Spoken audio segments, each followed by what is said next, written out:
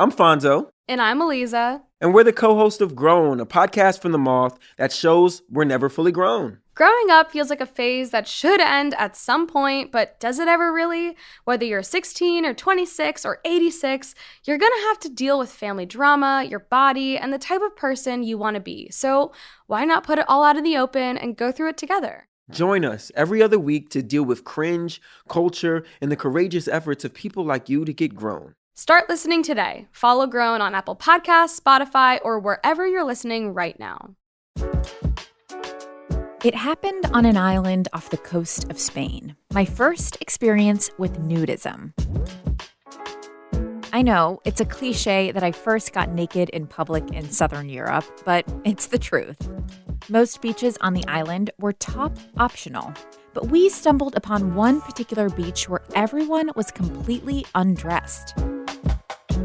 The motivating factor for taking off my swimsuit was that it actually felt more uncomfortable to be the only clothed one on the beach. I spent the first 10 minutes on my towel with my gaze down, convinced that everyone was looking at me, and just knew that I was not the kind of person who felt comfy with no clothes on. But when I finally looked up, it quickly became clear.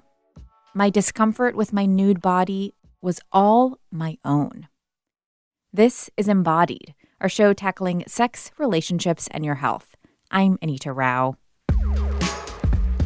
My first experience with nudism was with my parents when we had a pool and we would jump in at night, sans clothing, and it was normal. Nobody gave a darn. I teach a naked yoga class at Three House Studios in Durham through the lens of defeating shame. Shame is a feeling that we are taught. It is given to us. We weren't born ashamed. So I shed it. I literally remove the trappings of a capitalist society and explore my body through movement and meditation. Hi, my name is Jill, and my favorite part of being a nudist is skinny dipping. Pool parties are the best. It is so refreshing not to have to worry about how you look. Everyone just has a good time. Just don't forget the suntan lotion. Naturism and nudism are movements grounded in the belief that non-sexual social nudity is a path toward more self-connection, body acceptance, and freedom. These communities have been blossoming in the pandemic, and once you start talking about them, you might discover they're closer than you realize. That's what happened to me. A few years ago, I discovered that one of my colleagues had experience in nudism and naturism spaces, and even spent 6 months of her life living in a nudist community in Florida. Her name is Naomi Prelo, and she's a reporter and host here at North Carolina Public Radio, WUNC. There wasn't really a defining moment in my life where I was like, oh, now I'm officially into naturism and now I'm officially a nudist. I've always been comfortable with my body. I've always been comfortable being naked.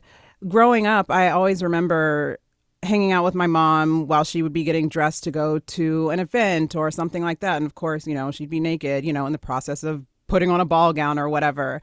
And I don't know if that kind of seeing her naked and seeing her cesarean scar and how she just didn't care about it. I don't know if that kind of just was like osmosis to me or something, but I was like, oh, okay, well, yeah, sure. Naked is the way to go. During college, I did go through a difficult period, and I actually went to a nudist colony for the first time just to kind of get back to normal, I guess get my power back to myself. And that's when I was like, oh, okay, cool. But I've always been comfortable just with the naked human body. So when you had the traumatic experience in college, what made you decide to turn to naturism as a way of processing that? What appealed about going to a nudist space? For me, it was I just needed to have my body back. I feel after, my traumatic experience, I felt like my body wasn't my own. And so I was like, okay, I need to do something because I'm not feeling like myself. I have low confidence, low self-esteem, all of that. I need to do something to bring myself back to who I am, this confident woman who just, thinks I'm the hottest thing walking. So I went to the nudist colony, and it was just great. I went there for a tour just to like get used to the area, and immediately I see, this like 80-year-old man who's giving me a tour naked on the golf cart, and I was like, yeah, okay, this is the place for me. What do you think it is about being nude that makes you feel more in touch with your own body? Because I know for some folks, and me personally, at times when my body has changed, maybe I have the impulse of wanting to cover it more and kind of avoid changes or avoid being more drawn to thinking about my body. Why did you go the other way? I don't think I'm making some kind of conscious effort to say, oh, my body's changing, I should get naked to accept it or whatever. It's just part of who I am. It's just a natural thing. So I'm naked all the time, and I see my body go through all these changes, and I'm like, okay, you gained 20 pounds. Okay, you've lost 20 pounds. Oh, you have muscle. Oh, you don't have muscle. Oh, you're getting stretch marks and cellulite. Oh, well, your body is still going to be your body, and you better just learn to deal with it. So it's just always been a natural thing for me. You mentioned that early experience of going into a nudist colony. And a big important part of nudism and naturism is unlinking being naked from sex. So tell me about kind of your orientation toward that major tenet of the movement, and whether that was something that you needed to really work toward or whether that felt very natural to you. With nudism and naturism and all that, and being in this nudist colony, they obviously have the rules for you. You can't stare at anyone. You have to have a towel with you, not doing any lewd behavior or anything like that. It was just such a lovely experience. I mean, even though it was a dark time in my life, I look back on it with such fond memories, because I lived there for 6 months, and I feel like I got to know people on a much deeper level than I normally would, because I'm getting to know you beyond just what you're wearing. I feel like I just connected with everyone on such a deeper level because we all were naked and we all had the same kind of mindset when it comes to life and, getting to know one another. That mindset is shared by hundreds of thousands of people, according to the American Association for Nude Recreation. Why do I participate in it? Because it's freeing. Because I'm an old hippie. And old hippies, like young hippies, tend to rebel. My goal is to get to a place where I can examine my body with curiosity and wonder, rather than anger, resentment, or disgust. And frankly, it should be our right to walk outside naked and not fear for our safety. When you are nude, you are your truest self. There isn't any hiding behind clothes. Shyness goes away, and self-esteem goes way up. Truly, life is better in the nude. Try it. Naturists and nudists seek out opportunities to be socially nude, whether that's at a campground, a pool, a beach, or in the comfort of their own home. Unlinking sex from nudity is one of the core tenets of these movements. Jay Shapiro has been part of the nudism movement since the 1970s. Today, he's the lead coordinator of Triangle Area Naturists, a club based in North Carolina that hosts clothing-optional house parties. When it comes to the terminology naturist versus nudist, Jay says it's mostly a matter of semantics. Nudists like to live their life without clothes. Naturists also like to live their life without clothes. Naturists will talk about feeling closer to nature, feeling a part of nature, feeling the textures of nature, like wind, breeze, sun, water, all over their body. If you tell someone that you're a naturist, someone who is not familiar with it, the first thing they usually say is, "Oh, you mean you study nature?" And so what I say is, well, I do, but what I really mean is I'm a nudist. I'm not crazy about clothes. It's a matter of just getting to know people for who they are. You're not concerned with how you look, with what they're thinking of you, with how they look.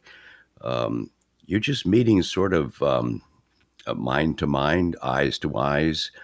You don't know what anybody does for a living. You don't know what their economic status is. They're just exceptionally open and friendly people, and that's just immensely appealing. You were in the early 90s. There was a news article about you and your participation in a nudist club in North Carolina. Tell me a bit about how your coworkers approached you after that and the kinds of conversations it opened up for you with them. It was really quite humorous. um, the reporter had, it was announced that a reporter was coming to the middle of nowhere, which is the name of this unfortunately short-lived landed club just south of Kittrell, or in Kittrell, which is near Henderson. And apparently, as the reporter would talk to people, they gave only their first name. She had a standard question, said, your name, what do you do for a living, where do you work? And apparently everyone else said, well, just Joe or Sally, and didn't give any information. Silly me. I said, I'm Jay Shapiro. I'm information developer for IBM. And I talked about whatever she wanted to hear. And about a week later, I'm sitting in my office working away, and somebody comes to the door and goes, hey, nice article. And I turned around and look, and they got a grin on their face and walked off. A minute later, somebody else comes by. Hey, great article, Jay. What are you talking about? And they're gone. The third time this happened, I said, what article? What are you talking about? Oh, you haven't read the NNO today. No, I haven't. Why? You should read it. So I did. And there's the article, and it's first name only, first name only, first name only. And then Jay Shapiro, an information developer with IBM. And I thought, okay, I've just been outed. So I had a few people ask me about it and why do I do it, and that was about it. I didn't make any converts and I didn't make any enemies. I went on to work for a couple of decades more, and again, never had any negative repercussions from it. Naomi, I want to hear from you. I mean, you are a journalist and you're a public person. Do you have any reservations about disclosing this part of your life publicly? No, I think it's because I am not the type of person who goes off shouting from the rooftops, "Hey, I'm nudist," or whatever. You know how some people, like, their dietary need or, whatever is like their only personality trait. So it's like, "Hi, my name's Bob. I'm vegan." It's like, no. So I have no problems though letting people know if they ask that I'm nudist, because I don't really see it as that big of a deal. It's because it's not like I'm doing anything inappropriate. I'm just being naked. There's nothing inappropriate about being naked. So yeah. And I mean, I guess that really points to one of the core confusions that folks have is really linking being naked with sex. And I'm curious to talk with both of you about the unlinking of that and how this experience of nudism and naturism has been a part of that process for you. So Naomi, when you're in relationship with folks, how do you distinguish being naked just to be naked with intimacy? For me, I'm engaged now, but I let my fiance know, not super early on, but I let him know, like, hey, you know that I'm a nudist, right? And he was like, oh, okay. And I was like, I'm just letting you know. So if you see me naked, it's not because it's time to, do things. It's just because I'm naked. And he's like, all right, well, as long as you put a towel down when you sit on the couch. And I was like, of course. But when it gets time to become intimate, that's when you put on the, cute things and whatnot. Other than that, if he sees me walking around naked because I'm just walking around naked, he's just going to be like, okay, well, what else is new today? I mean, it's like there's an intergenerational component of this. Like, Jay, you invited your mom to join you at a nude beach at one point. So tell us about that experience and kind of part of that in the journey of unlinking sex and nudity. Well, actually, it wasn't a nude beach. It was a nude resort. Oh, okay. And this would have been back in probably around 1980. And had a motorhome at the time, and my wife at the time and I were avid nudists. We went to nude beaches, and we were a member of this particular club out in California. And I told my mother about it, just mentioning is where we go on the weekends. And she thought that sounded really interesting. I said, come join us. She had a little motorhome herself. And so she decided to do that. And she came out. We got paged that we had a visitor at the gate. We walked down there wearing nothing but birthday suits. And we showed her where her campsite was. She just kind of joined right in. My mother has always been kind of adventurous. She lived to be 94 years, 7 months, and 2 days. And it's very rare when she wasn't doing something that caused gasps by somebody. I want to talk a bit about the community aspects of this, making sure that these spaces are ones in which everyone feels comfortable. So if you're going to go to a nude resort, sometimes there are background checks that are done, clear guidelines about what you can and can't do. Naomi, for you, you first entered one of these nudist spaces as a young woman after going through some trauma. What did it take for you to feel safe in these nudist and nature spaces? What is done to make folks feel safe? For me, when they were explaining the background check and the process that they go through to vet that people, are who they say they are and that they're legit before they even let someone think of living there, that's what really made me feel comfortable. They also let me know about the complaint process if I feel like someone's being inappropriate towards me or just doing something not good while living in the colony. That really made me feel very, very comfortable to know that they were so secure and that they cared about your well-being. Jay, you're part of an organization that has events at various people's homes, and there's also a nudist resort in North Carolina. Are there any particular things that you do, processes that you have to make sure that people feel comfortable? Do you interview people before they join or anything like that? Yes, we do. When somebody applies, we use a company that does background checks to do a deep dive background check. We want to make sure that we don't have anybody joining who has got a questionable history regarding other people and their relation, how they deal with other people. And then we also do an in-person interview. But we do have the behavioral rules that are stated in our joining documents. People have to sign them. And if anyone should feel, we make it clear to all new members, if you feel that something inappropriate is going on or is being directed at you, let one of the steering committee members know, and we will immediately take action. Making sure folks feel comfortable in nudist spaces is a priority for leaders and facilitators like Jay, as is examining who feels welcome to come to those spaces in the first place. It's not enough to just talk about nature spaces being equal. They also have to be inclusive. We have to be willing to cultivate spaces where people who are not the typical majority white culture that's in the naturist community are going to feel safe. Earl from the website Clothes Free Life is one of many pushing the movement to think more deeply about diversity. There's also the Black Naturist Association that advocates, cultivates resources, and plans trips for naturists of color. If you can see someone that looks like you doing something, then it makes you feel as though you can do it and it is possible. And that is why, again, representation is so important. Naomi is a young Black woman, and she says, yeah, representation is super important to her. So I asked her if she often sees people who look like her in the naturist spaces she goes to. No.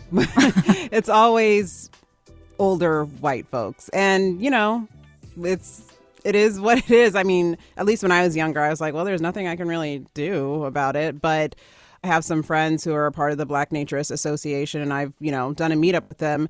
Other than that, most of my experiences have all been with all older white naked people. I'm lucky if I see, a Latino person or an Asian person. That's like a good diverse group day. But yeah, diversity isn't really something I've experienced much in the nudism community. What do you think are some of the reasons for that, the structural barriers and otherwise?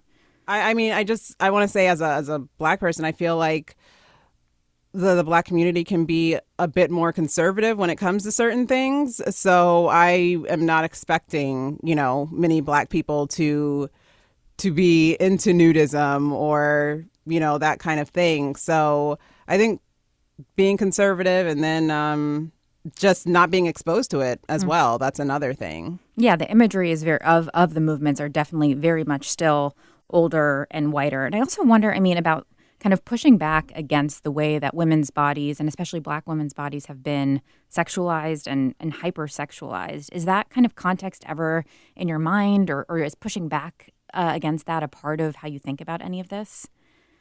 No, that's never been in my mind, and I've never thought of me being a nudist as pushing back. It's just me. It's just who I am. It's being naked is just who I am. So I know that sometimes people can politicize nudism or politicize the naked body, but for me at least, that never happened.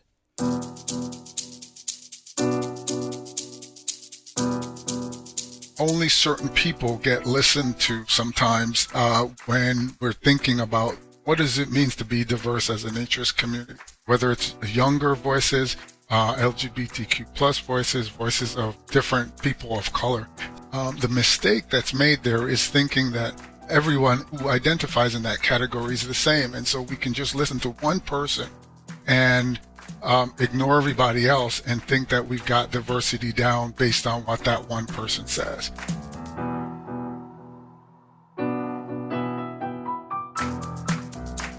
That's Earl again from the website Clothes Free Life. There's at least one couple in Florida who's pushing for more inclusivity in naturism and nudism, particularly for younger people. Their names are Aaliyah and Sam. The two of them are a driving force behind Florida Young Naturists, an organization dedicated to bringing younger folks into the naturist lifestyle. They also practice naturism with their 3 kids and blog about their experiences. While naturism is part of their shared philosophy today, they came to it from different places. Aaliyah is a second-generation naturist, meaning she grew up in a clothes-optional household. It was just a part of my childhood. So I grew up in Miami in Coconut Grove. My parents actually moved there from outside of Boston, Massachusetts, where it was just too cold, and they were seeking warmth, and a nude beach. All of their friends were naturists. We had a pool in our backyard. All of my friends were their friends' kids. Everybody was naked. All of my family picture gatherings of, friends and family at home were naked. So it was just really normal to me. My parents talk to me and tell me stories about how I hated getting dressed. They would actually bring clothes in the car wherever we were going and say, you have to get dressed before we get out of the car.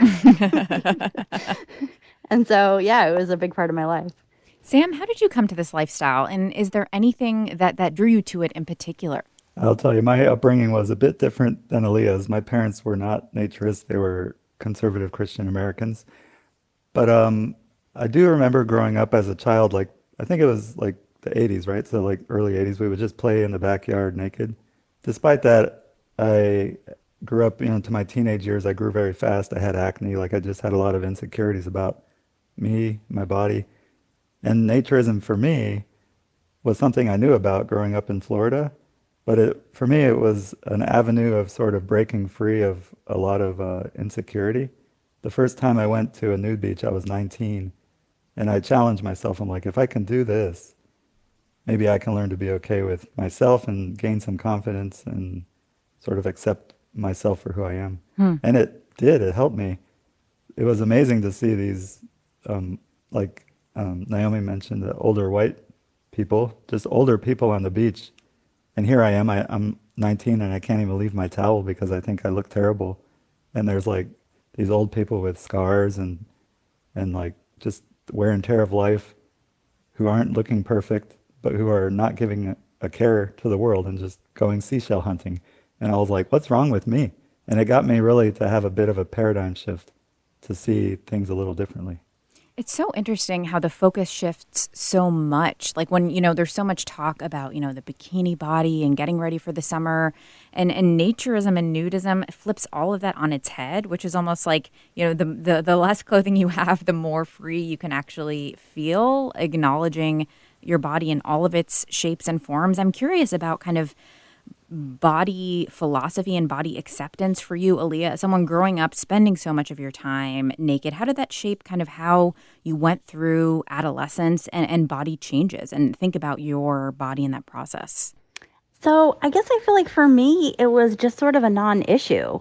I think for me and my personal beliefs, I focus more on how it's going to affect my kids, and especially being that they're boys. I think it's super important for kids to be comfortable with themselves and comfortable with everyone around them. And so I think that the fact that they're growing up in a clothing optional home, which, by the way, we absolutely 100% believe in clothing optional. So it's always their choice. We're not, it's not a religion for us. It's not like you walk in the door and you must take off your clothes. It's comfort. When I'm cold, I get dressed. I'm a wimp for cold. But for me, with the kids, having that choice and seeing us, seeing our friends, different body types, different genders, different races, they have come with us to FYN bashes, and they see people that are different sexual orientations. There's somebody there who's in the process of transitioning from a male to a female, so they have both parts. And they're getting exposed to that and seeing that as that's just a person. That's just a person that's making their own choices in life. And I really believe that they're going to grow up to be more conscientious young men who aren't looking, they're not boob crazy. They look at women as individuals or at people as individuals beyond their bodies. And I think that if more people could grow up like that, it would be brilliant. So you mentioned that, yeah, you all have 3 kids and you're raising them in this clothing optional household. How do you approach conversations with other families about your philosophy? Those who are not part of, you mentioned FYN, Florida Young Naturists, those who are not part of the spaces that you all frequent. I mean, again, it's not something that we preach to everybody and try to convert people. There are definitely times where it comes up, or photos that we share on social media. Somebody saw an article that we were in and they'll bring it up and say something. But it hasn't ever been negative, and there hasn't ever been any issues associated with it. Sam, I'd love to hear a bit more from you about that and kind of the community aspect that does draw people in. I mean, you mentioned the being comfortable, kind of acknowledging your issues with confidence, being able to connect to yourself in a deeper way. How about the connection that you make with other folks in the community? What's different about these friendships and relationships because of this shared philosophy? So inclusivity breeds inclusivity. Like if you include people and you create something diverse, then that propagates into something diverse. I feel like when you have your clothes off, you sort of shed a lot of layers that goes beyond just simply what you're wearing. Like you take off a lot of stress, you take off a lot of presumption, like work, like if you're in your uniform, all of a sudden it's gone. And you get to be sort of who you were when you were 5, who you are when you're 25, who you are when you're 50. You get to be all of those people at the same time. And the conversations that you enter into for that reason are deeper and they're more honest. Aaliyah, do you have anything to add to that? Yeah, I would say that every single event we have with Florida Young Naturists, we have new people. Every single time. We've run workshops for new people and to give them information about the history and stuff. And so then it's one of my favorite things is to get feedback at the end, and you hear all these stories, and people post in our Facebook group and they'll send messages that it was the most amazing weekend that they've ever had. It was life-changing. They made so many new, deep friendships that feels like family that they struggle to make in their everyday life. And how is it possible that you made all of this in one weekend? If you come to an event and you don't come away with 30 new friends, you did something wrong. Like, it's just very, very welcoming. It's very we say something frequently, and that's that our naked friends are our best friends. They really are. We really are closest with these people, that we're not hiding anything from them. We're completely honest and open with them. And it's beautiful. It's a wonderful friendship. And that is something that we foster and create an environment that's ready for it. And people come and they feel it instantly.